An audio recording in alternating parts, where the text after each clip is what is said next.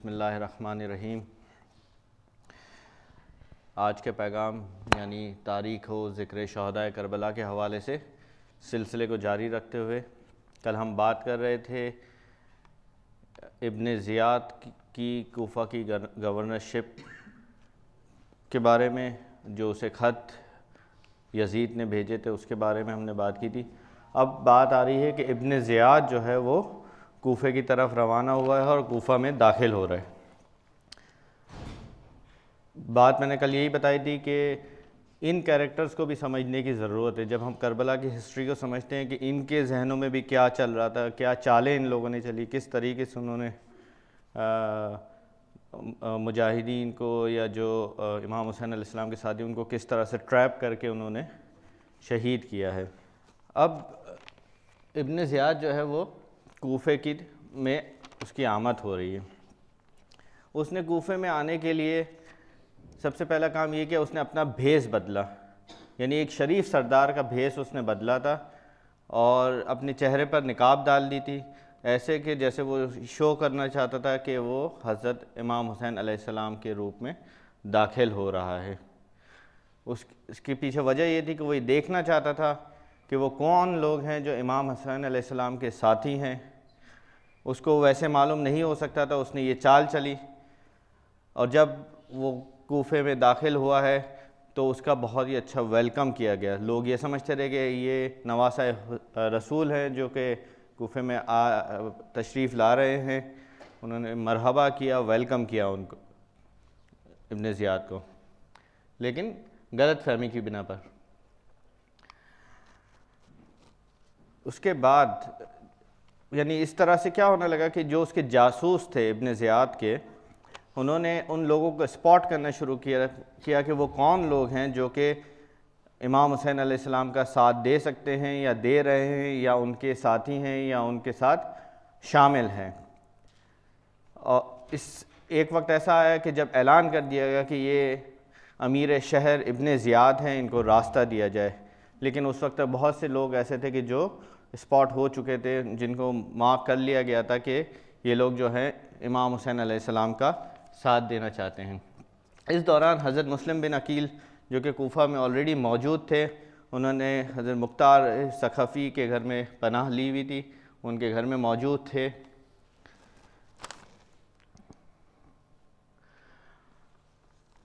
हानी इब्न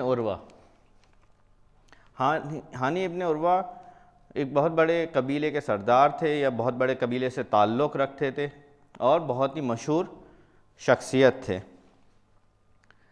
और उनके पास जो ओहदा था हुकूमत के तरफ से, वो था मुख्तार महल्ला का ओहदा था। यानी मुख्तार महल्ला क्या होता है कि उसको उस इलाके की, अपने इलाके की जो है मर्दमशुमारी मालूम, उसको एक एक फ़र्द का पता होता है कि वो कौन है, क्या करता है, कितने लोग हैं। जिस तरह से मर्दमशुमारी हमारे यहाँ की जाती है स्टैटिस्टिक्स रखने के लिए, तो मुख्तार महल्ला का काम ये होता था कि वो हर एक पे नज़र रखता था, उनके बारे में मालूमात रखता था। अब सवाल ये पैदा होता है कि इब्न ज़ियाद को कैसे पता चले कि हज़रत मुस्लिम बिन अकील कहाँ है, कहाँ मौजूद है, उसको किस तरह से मालूम किया जाए। तो उसने क्या किया कि उसका एक जासूस था जिसका नाम था माकल। माकल क्या करता था, वो रोज़ाना मस्जिद में जाकर बैठ जाता था और लोगों को नोट करता था कि कौन क्या कर रहा है। उसने उन अफराद को स्पॉट किया कि जो लोग बहुत ज़्यादा इबादत गुजार थे, जिनमें एक अहम नाम है हज़रत मुस्लिम इब्न औसजा का।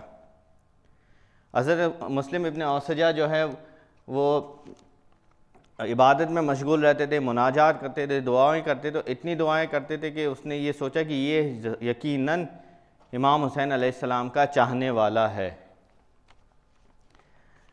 हज़रत मुस्लिम इब्न औसजा, मुस्लिम इब्न अकील जो है वो हज़रत मुख्तार सखफ़ी के घर पे मौजूद हैं। ये हैं हज़रत मुस्लिम इब्न औसजा। इनको क्या शर्फ़ हासिल था कि ये पैगम्बर अकरम सल्लल्लाहु अलैहि वसल्लम के भी सहाबी थे। उसके बाद हज़रत अमीरुल मोमिनीन हज़रत अली अलैहिस्सलाम के भी सहाबी थे। उस बाद में हज़रत इमाम हसन अलैहिस्सलाम के भी सहाबी रहे और उसके बाद जो है वो हज़रत इमाम हुसैन अलैहिस्सलाम के भी सहाबी थे। करबला के मार्के में उन्होंने जंग में शामिल भी रहे और शहादत भी हासिल की। ज़ईफ़ थे, जिस तरह से हज़रत अबी इब्न मज़ाहिर थे जो कि हुज़ूर अकरम सल्लल्लाहु अलैहि वसल्लम के सहाबी थे, उन्होंने भी इस मार्के में, इस जंग के अंदर शमूलियत इख्तियार। इसी तरह हज़रत मुस्लिम इब्न औसजा ने भी शमूलियत इख्तियार की थी। अब जासूस माकल जो था उसने क्या किया कि हज़रत मुस्लिम इब्न औसजा को मार्क किया और उनको अप्रोच करके उनसे बातचीत करना शुरू की और उनसे कहा कि मैं जो हूँ, मुझे मालूम हुआ है कि हज़रत इमाम हुसैन अलैहिस्सलाम के सफ़ीर जो हैं वो कूफ़ा में मौजूद है। मैं उनका बहुत बड़ा चाहने वाला हूँ, इमाम हुसैन अलैहिस्सलाम का बहुत बड़ा चाहने वाला हूँ। मैं उनसे मिलना चाहता हूँ, उनसे मदद करना चाहता हूँ। अब बात बहुत ही सीधी थी। हज़रत मुस्लिम इब्न औसजा के जहन में सवाल पैदा हुआ। उन्होंने उनसे सवाल भी किया कि तुमने मुझे ही, इस मस्जिद के अंदर और भी लोग मौजूद, तुमने मुझे ही क्यों सेलेक्ट किया इस बात के लिए? तो उसका जवाब ये था कि मैंने आपको देखा कि आप बहुत ज़्यादा इबादत गुजार है, यानी आप इबादत की मंजिल में उस लेवल पे मौजूद है कि जहाँ पे हुसैन के चाहने वाले मौजूद होते हैं। यानी हमें मैसेज यहाँ मिला कि इमाम हुसैन का ना चाहने वाला शख्स जब ये जानता है कि इमाम हुसैन के चाहने वाले लोग किस मंजिलत पर होते हैं, यानी नमाज की अहमियत क्या है, मुनाजात दुआओं की अहमियत क्या है, एक गैर इमाम हुसैन का चाहने वाला अगर ये बात जानता है तो ये हमारे लिए बहुत बड़ा मैसेज है। इसके बाद क्या हुआ, हज़रत मुस्लिम इब्न औसजा ने उससे और भी सवालात किया और उसने उनको कन्विंस कर लिया। वो उसको जो है हज़रत मुस्लिम इब्न अकील से उससे मिलवाया। वो उनके साथ रोज़ाना बैठने लगा और सुबह से शाम तक की जो रिपोर्ट होती थी वो इब्न ज़ियाद को पहुँचाया करता था।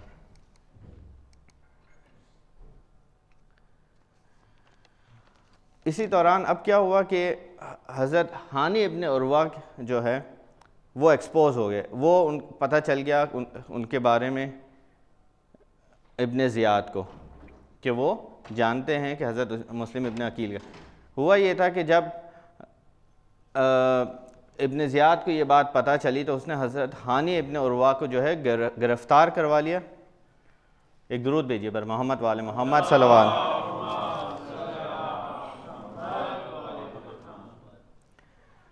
हज़रत हानी इब्न उरवा की गिरफ़्तारी हुई और उनकी कैद हो गई और उनके अहलो अयाल ने जो है वो गिरिया उज़ारी की, जिस पर उन्हें यकीन दिलाया गया कि वो कैद में है, उन्हें कत्ल नहीं किया गया है।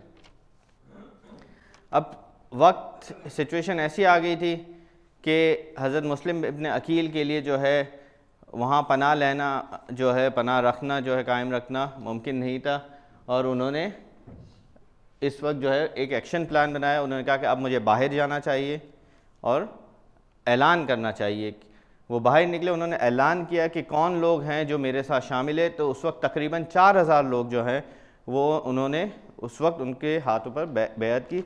जो पहले मैंने एक नंबर बताया था 12000 या 18000, ये तादाद जो है 4000 तक पहुंच गई थी। इसकी एक वजह ये भी हो सकती है कि एमरजेंसी प्लान था ये उस वक्त, और कूफा शहर के जो मोहल्ले थे वो ऐसे नहीं थे कि लोग फ़ौरन जो है जमा हो सकते थे। एक वजह ये भी हो सकती है।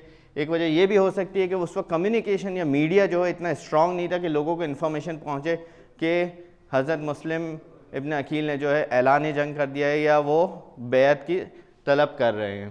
तकरीबन 4000 लोग ऐसे थे जो उनके साथ शामिल हुए। इसके बाद जो है 4000 लोग जो थे, जैसे जैसे वक्त गुज़रता गया, थोड़ा थोड़ा वक्त गुज़रता गया, 4000 से 3000 लोग हो गए, 3000 से 300 लोग हो गए। एक वक्त ऐसा है कि 30 लोग रह गए जो हज़रत मुस्लिम इब्न अकील के साथ थे। और जब उन्होंने मगरिब की नमाज़ पढ़ाई है उस वक्त 30 लोग थे और मगरिब की नमाज़ ख़त्म होने के बाद हज़रत मुस्लिम बिन अकील जो है वो तन्हा रह गए। रात का वक्त था, उन्होंने जो है वो एक दरवाज़े के पास बैठे थे। वो जिस औरत का वो घर था उसका नाम था तुआ उसका नाम था। उससे उन्होंने पानी मांगा, पानी पिया। उस औरत ने उनको मशवरा दिया कि हालात ख़राब है, आप अपने घर चले जाएं या जहाँ भी आप सुकूनत पजीर हो वहाँ चले जाएं। मैं बताया कि मैं मुस्लिम बिन अकील हूँ। फिर उस औरत ने जो हज़रत मुस्लिम बिन अकील को अपने घर पर पनाह दी। उस औरत का एक बेटा था जिसका नाम था बिलाल, नाम उसका बिलाल था, लेकिन काम उसने ये किया कि उसने हुकूमत में जाकर ये ख़बर दे दी मुस्लिम। हज़रत मुस्लिम बिन अकील ने, जैसे कि करबला का वाक़या हुआ है, आशूरा की रात को इमाम जो है इबादत में मशगूल रहते, इसी तरह हज़रत मुस्लिम बिन अकील भी पूरी सारी रात इबादत में मशगूल रहे।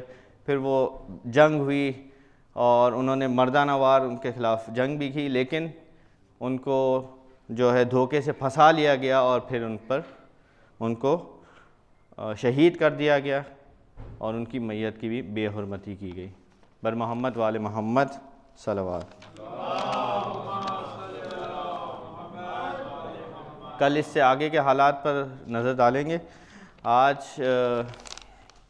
शहादत के एतबार से कुछ शेर है मेरे पास जो मैं पढ़ना चाहूँगा। जब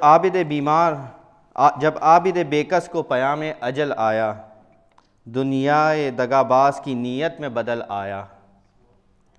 वो जहर दिया जिससे सुकून में खलल आया, मानिंद हसन कट के कलेजा निकल आया।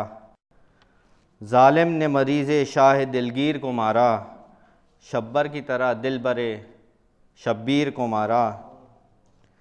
औलाद पैगंबर पे मुसीबत का ये दिन है, प्यासे के अज़ादार की रहलत का ये दिन है। मज़लूम के दिलबर की शहादत का ये दिन है, आशूर के बाद और मुसीबत का ये दिन है। उठे जो मुसल्ले से तो गश कर गए सज्जाद, हाय हाय मेरे बाबा कहा और मर गए सज्जाद। बर मोहम्मद वाले मोहम्मद सल्लल्लाहु।